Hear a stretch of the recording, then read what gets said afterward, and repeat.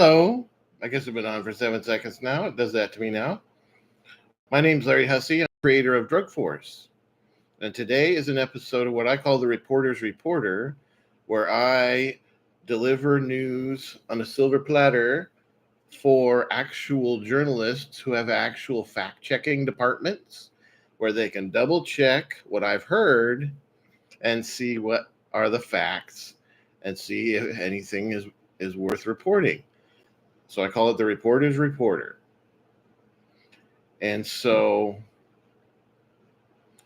first let me do the Drug Force cheer. People look forward to that, so I'm going to do it. Ready? I'll say it, then you say it. Drug Force. Good job, Lee, Lee, Lee. All right. I also want to do a quick review of something. I bought this deodorizing body spray on Amazon. And the reason I got it, of course, is because it was a bargain at around $4 when I bought it. And this is what it looks like. It's called Land of the Free. And this scent is called Yosemite. I'm putting a thumbs down with it, okay? Thumbs down. It's actually not even worth $4. First of all, you unlock the top, and when you first, it's sealed up, which is good. That's a good thing. But then you unlock it and try to press down on it. I couldn't even get it to spray until I went like this to it, and this is where it is. I couldn't get it to spray. And so it's overfilled, it's overpressurized. And then when you get out, it smells a little bit like baby powder. So I don't want to smell like baby powder. I want to smell like a man. So thumbs down to that product. Sorry. If you find it and it looks like a bargain on Amazon, it's not a bargain really. So I hope I saved you money there. So, okay. So I have to shift gears here to something. There's a classmate of mine, Pasco High School class of 1987, classmate of mine. Her name is Tanya Lamb, spelled just like it sounds, spelled just like the animal, with a B at the end, I mean. And she was a basketball star, and she was recruited to one of the universities in Carolinas to play basketball. And all I knew about her is that she went to Carolina and then quickly came back and did not play basketball in the Carolinas. So that's what I know for absolute fact. So what I would love to report to reporters and have some fact checking going on is I heard she was hazed. I don't know what university she went to in Carolina. I don't even know which Carolina it was. But she was hazed so badly that she went home right away, and she was mentally disabled for the rest of her life. That is what I heard. I mean, that's extremely tragic. And I'm sorry for the timing where this is like Final Four weekend or whatever. I'm sorry for the timing. The timing is not intentional to ruin anyone's fun of the women's Final Four. This is not to ruin someone's fun. I'm not someone who likes to ruin people's parties. I'm not. Definitely not. I'm sorry about the timing, but I need to report this while it's fresh in my mind because I just heard these reports. Hopefully they're better than rumors, but that she went to Carolina. She was hazed by the team. I won't report some of the more specific things that I heard because hopefully they're not true. So why say it if it's not even true? But she was hazed by the team, returned right after she was hazed, and at that point, she was mentally disabled, and she's been mentally disabled ever since for the last 30-some years. So that is what I've heard about Tanya Lamb, who was in my class in Pasco High School in 1987. We do not have high school reunions at Pasco High School, and I don't know why, but we don't. So I've not been able to talk with anybody about it. All I know is she came back right away, and I've now heard, to repeat, she was hazed so badly that she was mentally disabled and returned home. Okay, so that's the first part of the Reporter's Reporter. The second part 2 of Reporter's Reporter, is an explanation of the Drug Force web series, The Worst Day in Tooty's Life. So, The Worst Day in Tooty's Life starts out about an elderly woman who's been tricked into taking a marijuana pill. I won't say the sentences that connect things. You will have to know, okay? I'm going to give you information, and if you haven't watched it yet, you can go watch it, okay? What I'm going to tell you is my grandmother's name was Trudy Grant, and she was tricked into taking a marijuana pill at her retirement home in Spokane, Washington. And as far as I know, nobody called the police when it was done. And she wrote an essay, a one-page essay, about being tricked into taking a marijuana pill and about how it came about and what she was told. And she sent that essay in a book of essays. Admittedly, it was in a book of essays.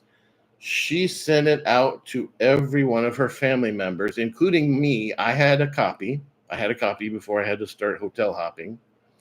And none of us called the police. The rumor I'm hearing is that nobody called the police until I called the police in the year 2020. And what I mean is this occurred in 2017. That incident occurred in 2017. Nobody called the police about it until I called Spokane Non-Emergency Line in 2020. Okay, that's one of them. I have a family friend who is deceased now, and his name was Paul Wickstrom. Okay, his name was Paul Wickstrom.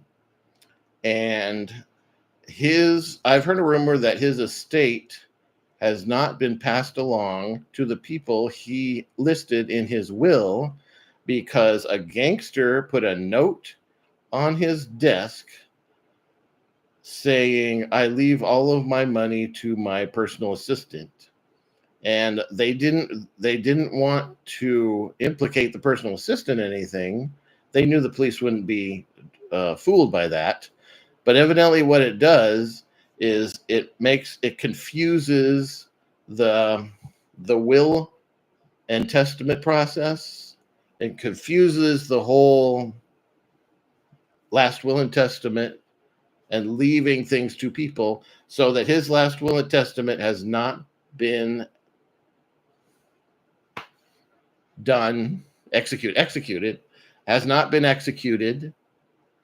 And that was the ultimate goal. And it's quite possible that the person who left the note is the person who murdered Paul Wickstrom, because there's a rumor that there was a gunshot out, but it wasn't a gunshot to kill Paul Wickstrom with a bullet.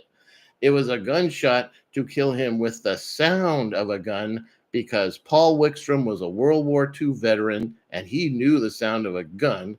And so it's very possible that an organized criminal fired a real gun. Paul Wickstrom heard it and knew it was a real gun. And he was so stressed out by that. He had such a stressor event about that he died. And then the gangster came into his house, put a note on his computer saying, "I leave everything to my assistant." Thus, his will has not been executed. And there's another rumor that I am in his will because he was a good family friend. There is a rumor that I am in his will and that Dom Perignon Winery arranged all this so that I would not get my inheritance from that family friend, Paul Wickstrom. And that's where I'm going next, is Dom Perignon Winery in France has a vendetta department, which is also called a dirty tricks department. And my mother is on that list of vendettas that they have. And so since 1980, when she joined the list by deciding not to sell Dom Perignon wine because they had a weird scheme where they wouldn't simply just sell wine wholesale to her like every other winery, this video is going to go over 10 minutes, just a little bit. So since 1980, my mother has been on a Dom Perignon Winery vendetta dirty tricks list. And when I got divorced, they decided they were going to go after me, because the theory is when you're married, you have somebody watching your back. When you're divorced, you don't have anyone watching your back. And so one thing that Dom Perignon Winery did in the 80s to my mother when she owned a wine store was that they would get a distributor called G. Radin to sell her 2 bottles of wine when she actually ordered 2 cases of a very popular wine that she knew she would sell out of right away and make all that money, make 24 bottles worth of profit. And they would say, oh, I guess we heard it wrong. We're delivering 2 bottles of wine of this very, very popular wine that's now sold out, instead of the 2 cases you ordered, because when you said cases, I guess we heard the word bottles. Those 2 words don't sound at all alike, okay? Those 2 words don't sound at all alike. So a G. Radin wine distributor was told by Dom Perignon Winery to put my mom's store, the Grape and Grain, out of business, not related to the current Grape and Grain stores that are all over the country, because it's a cool name. To her Grape and Grain store, so G. Radin was told to put the Grape and Grain out of business by selling her 2 bottles of popular wines when she ordered 2 cases of popular wines, and doing dirty tricks like that. So it started out like that.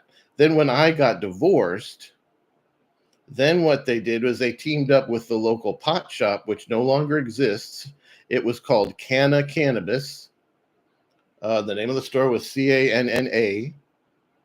That was the name of the store, Canna.